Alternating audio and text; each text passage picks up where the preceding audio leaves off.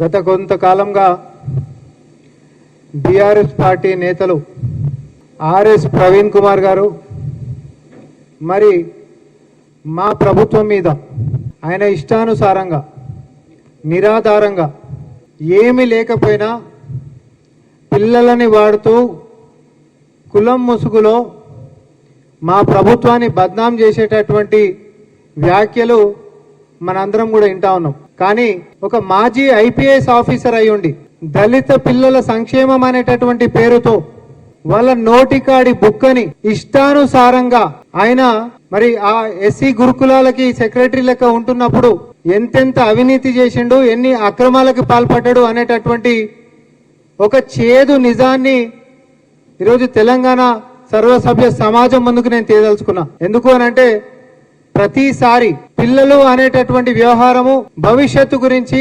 వాళ్ళ యొక్క భవిష్యత్తుని దృష్టిలో పెట్టుకొని విధానాలని అవలంబిస్తూ వారికి అత్యంత ప్రాధాన్యత ఇస్తూ ముందుకు పోతున్నటువంటి మా యొక్క ప్రభుత్వం పైన గౌరవనీయులు ముఖ్యమంత్రి రేవంత్ రెడ్డి గారి పైన ఈరోజు అసమానతలు అనేటటువంటి ఒక అందమైన అబద్ధాన్ని బట్టగాల్చి మా మీద వేసేటటువంటి ప్రయత్నం ఆర్ఎస్ ప్రవీణ్ గారు ఏదైతే చేస్తా ఉన్నారో వారి యొక్క అసలు రంగు కూడా చెప్పాల్సినటువంటి అవసరం మా మీద ఉంది.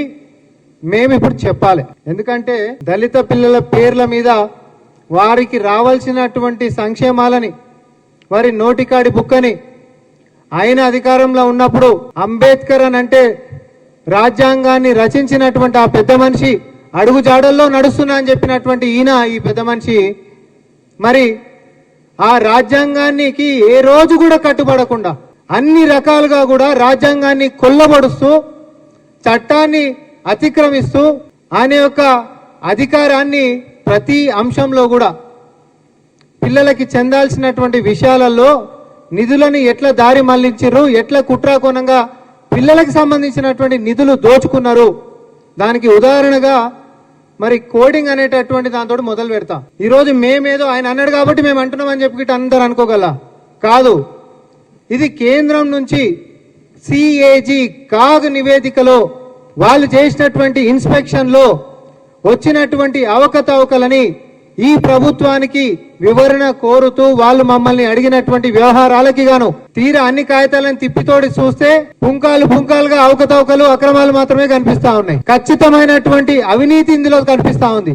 వ్యక్తిగతంగా నేను అసలు ఏంటిది దీనికి సంబంధించినటువంటి వ్యవహారం అని చెప్పి తవ్వినా కొద్దిగా దీని లోతు ఇంకెప్పటికి బయటపడుతుందో ఇది మన స్థాయికి తగ్గటువంటిది కాదు. ఇది ఖచ్చితంగా మేము ప్రభుత్వం నడిపించినప్పటికీ కూడా ఒక విజిలెన్స్ విచారణతోటి మాత్రమే తెలంగాణ సమాజం ముందుకు తీసుకొని రావాలి అనేటటువంటి ఒక వాదంతో నేను ఈ ప్రెస్ మీట్ పెట్టడం జరిగింది. దీంట్లో ఏ అంశాలలో అయినాయి, ఉదాహరణకి కోడింగ్ అని చెప్పి ఆయన సెక్రటరీ లెక్క ఉన్నప్పుడు కోడింగ్ తీసుకొని వచ్చిండండి ఈ రాష్ట్రంలో. ఏమని అంటే ముందు ఒక 2 స్కూళ్ళలో ఒక కాలేజీలలో చేస్తున్నాము అని చెప్పేసి చెప్పిండు. దానికి పర్మిషన్లు ఏమున్నాయి అని అంటే 2 ఉన్నాయి. అసలు అది పెట్టింది ఎన్నిట్లల్లా ఒక్క దాంట్లో.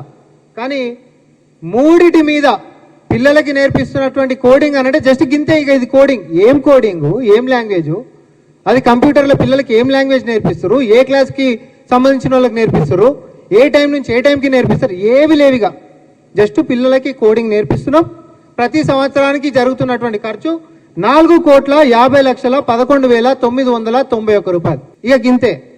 అసలు వాస్తవం ఏంది అని చెప్పి తోవి చూస్తే అది కేవలము 240 మంది పిల్లలకి మాత్రమే లబ్ధి జరిగింది అనేటటువంటి విషయాన్ని అధికారికంగా మనకు కనిపిస్తున్నటువంటిది. ఎవరన్నా ఏడాదికి 4,50,11,991 రూపాయలు ఖర్చు పెట్టి చెప్పిందని 3 సంస్థలలో నేను చేస్తా కోడింగ్ అని అన్నాడు. చేసిందంత ఒక్క దాంట్లో. పర్మిషన్లు ఎన్నిటికి తీసుకుంటూ 2టికి. ఇప్పుడు ఒక విధానం లేదా? నువ్వు ప్రభుత్వంలో కూర్చొని ఉంటున్నప్పుడు రాష్ట్ర ప్రభుత్వం నుంచి ఫినాన్స్ కి సంబంధించినటువంటి పర్మిషన్లైనా శాంక్షన్లైనా లేకపోతే అనుమతులు తీసుకునేటటువంటి వ్యవహారాలైనా రాజ్యాంగంలో పొందుపరిచినటువంటి కొన్ని విధి విధానాలు ఉన్నాయి కదా, ఏ ఒక్కటి కూడా ఫాలో కాలే. ఇంకోటి ఇప్పుడు ఈ 4.5 కోట్ల సంబంధించినటువంటి టెండర్ల లెక్క జనరల్ గా మనందరికి తెలిసినటువంటి విధానం ఏంది? ఈ టెండర్లలో పోవాలి.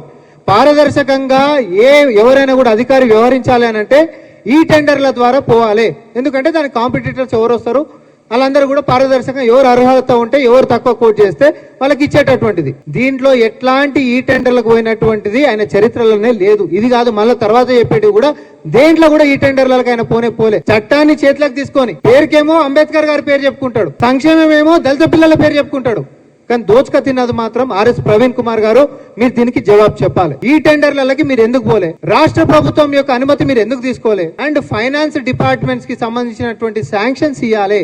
ఇట్లాంటిది కొత్త ప్రోగ్రామ్ గిట్ట మీరు తీసుకుంటే కనీసం ఫైనాన్స్ డిపార్ట్మెంట్ శాంక్షన్స్ కూడా దీంట్లో తీసుకోలే. కోడింగ్ కి సంబంధించినటువంటిది ఒక ఉదాహరణ నేను చెప్పిన. అయితే వాస్తవానికి మరి ఇచ్చినటువంటి పైసలు ఎక్కడివి? ఫైనాన్స్ కి సంబంధించిన డిపార్ట్మెంట్ అనుమతులు లేవు, శాంక్షన్స్ లేవు. మరి ఇచ్చినటువంటిది ఏంటివి అంటే 312 గ్రాంట్. ఇది పిల్లలకు సంబంధించినటువంటి అభ్యున్నతి కోసము, వాళ్ళ వసతుల కోసము, వాళ్ళకి ఏది మంచిగా అయితే దాని గురించి మాత్రమే, పిల్లల గురించి మాత్రమే వాడాల్సినటువంటి సొమ్మిది. ఇది రాజ్యాంగం చెప్పినటువంటిది. కానీ ఆయన జోబుల పైసలు లెక్క ఇష్టానుసారంగా ఎవ్వరు అనుమతులు లేకుండా నచ్చినోడికి కాంట్రాక్ట్లు ఇచ్చి కోట్ల రూపాయలు కప్పం కట్టినటువంటి చరిత్ర ఆర్ఎస్ ప్రవీణ్ కుమార్ గారికి ఉంది. ఇది నిజమా కాదా? నేను మీడియా ముంగట్నే మాట్లాడుతా ఉన్నా. కాదని చెప్పి ప్రెస్ మీట్ పెట్టామన్నారు.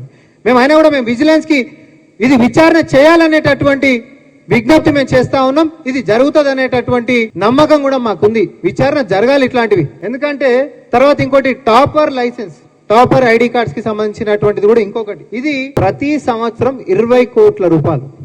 ప్రతి సంవత్సరం 20 కోట్ల రూపాయలు. ఏంది ఈ లైసెన్స్ దేనికి అంటే పిల్లలకి ఆన్లైన్ లో ఐఐటి జేఈకి సంబంధించినటువంటి కోర్సులు ఆన్లైన్ లో నేర్పిస్తారు. ఆన్లైన్ లో మీరు ఒకసారి సంవత్సరాలు కూడా ఇది బాగా వినాలి. 2020లో కూడా ఈ యొక్క దాన్ని తీసుకున్నాడు ఆయన. 2020లో స్టూడెంట్స్ ఉన్నారా? పోనీ ఒకవేళ ఉన్న ఇంట్ల కాడ ఉంటున్నటువంటి పిల్లలకు ల్యాప్టాప్లు ఉన్నాయా? ఇది అసలు ఫస్ట్ ఆఫ్ ఆల్ తీసుకునేటటువంటి ఆలోచన మీకు వచ్చినప్పుడు రాష్ట్ర ప్రభుత్వంకి అనుమతి తీసుకునరా? లేకపోతే ఈ టెండర్ల ద్వారా దీనికైనా పోయినరా? లేకపోతే ఫైనాన్స్ డిపార్ట్మెంట్ శాంక్షన్ గిట్ట దీనికుందా? దీనికి కూడా ఏవి లేవు. దీనికి కూడా ఏవి లేవు.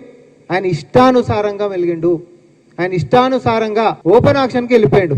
అన్న కూడా 30 రోజులు టైం పెట్టాల్సినటువంటిది 12-13 రోజులు పెట్టిండు. చేతులు దులుపుకుండు, నచ్చినోనికి ఇచ్చుకుండు. అవి కూడా ఏ పైసలు? ఇందాక నేను చెప్పినటువంటిది 312 గ్రాంట్ పైసలే. మనం ఒక స్పెషల్ ప్రోగ్రామ్ తీసుకుంటున్నాము, అది పిల్లల కోసం కేటాయించాలి అని అంటే మనం ప్రభుత్వం కించి, ఫైనాన్స్ డిపార్ట్మెంట్ కించి శాంక్షన్స్ తీసుకోవాలి. వాళ్ళు అనుమతి ఇస్తారు. అనుమతి ఏం కాదు చేయండి, ఇంకా సరిపోకపోతే కూడా ఇద్దామనేటటువంటి అనుమతి అంటే పద్ధతి ప్రకారం ఫాలో అయితే అది ఒక రీతి రవాయి అన్నట్టు. కానీ ఇష్టానుసారంగా నేను సెక్రటరీ సీట్లో కూర్చున్నాను, నన్ను అడిగేటోడు ఎవరు లేడు కాబట్టి పిల్లల అభ్యున్నతి కోసం, సంక్షేమం కోసం వాడాల్సినటువంటివి, వాళ్ళ ఒక పౌష్టిక ఆహారమో లేకపోతే లైట్ పోతుంది, లేకపోతే ఇంకొక కష్టం వస్తుంది, వాటి కోసం మాత్రమే వాడాల్సినటువంటి సొమ్ముని ఆయనకు నచ్చినట్టు కోట్ల రూపాయలు పక్కన వాళ్ళకి కొల్లగొట్టిపిచ్చి ఏ చట్టాలను కూడా ఫాలో కాకుండా సంవత్సరానికి 20 కోట్ల రూపాయలు అప్పనంగా మందికి కట్టబెట్టింది నిజమా కాదా ప్రవీణ్ కుమార్ గారు చెప్పాలి. ఇప్పుడు టెక్నికల్ కి సంబంధించినటువంటి అంశాలల్లో ఆన్లైన్ కి సంబంధించినటువంటి ఐడీలు డెవలప్ చేసేటటువంటిది ఎవరికైనా ఇచ్చిరే అనుకుందాం. మన ప్రభుత్వంలో కూడా మరి టీజీటీఎస్, అప్పుడేమో టీఎస్టీఎస్ లాంటివి ఉన్నాయి కదా. కనీసం ఎవరిదన్నా సలహాలు సూచనలు తీసుకొని ముందుకు పోయినటువంటిది ఏమైనా ఉందా? అసలు వీటికి డబ్బులు పెట్టాల్సినటువంటి అవసరమే లేనివి నేను ఇప్పటిదాకా చెప్పినవి మొత్తం కూడా. కోడింగ్ కి ₹1 ఖర్చు కాకుండా, ₹1 ఖర్చు కాకుండా మనము ఈ సంవత్సరము 152,000 మంది పిల్లలకి కోడింగ్ నేర్పిస్తున్నాం. ప్రభుత్వం మీద ₹1 కూడా భారం లేదు. ఎందుకంటే బయటికి నుంచి స్వచ్ఛంద సంస్థలు ఉంటే పిల్లలకు నేర్పిస్తామని చెప్పి ముందుకు వచ్చేటటువంటివి. ఇవన్నీ ఆయనకు తెలియదు కాదు, ఆయన కూడా తెలుసు. ఇవన్నీ అవతలోనికి ఫ్రీగా వచ్చేటటువంటివి పిల్లలకు నేర్పిస్తే నాకేమొస్తుంది అని అనుకున్నట్టుండ్రు.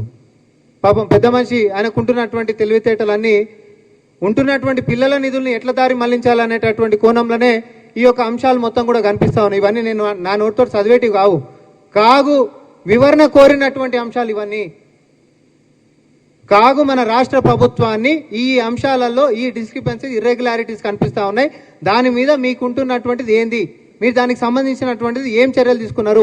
మరి ఇన్ని జరుగుతున్నప్పుడు రాజకీయంగా ఇవన్నీ భవిష్యత్తులో ముందుకు వస్తాయి అనేటటువంటి అంశం మీద ఆయన జాగ్రత్త పడనీకే సమ్మర్ క్యాంప్స్లలో కూడా పెద్ద స్కామ్.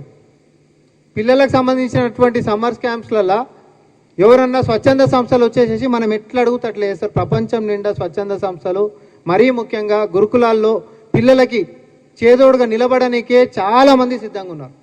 కానీ ఇవన్నీ అవకాశాలని, అన్ని ఆప్షన్స్ని కూడా పక్కన పెట్టేసి ఉంటున్నటువంటి గల్లగురిలకించి పైసలు అన్ని ఖర్చు పిల్లలకు కాకుండా బయటికి ఎట్లా తీసుకొని పోవాలనేటటువంటిది మాత్రమే ఆర్ఎస్ ప్రవీణ్ గారు నడిపించిండ్రు.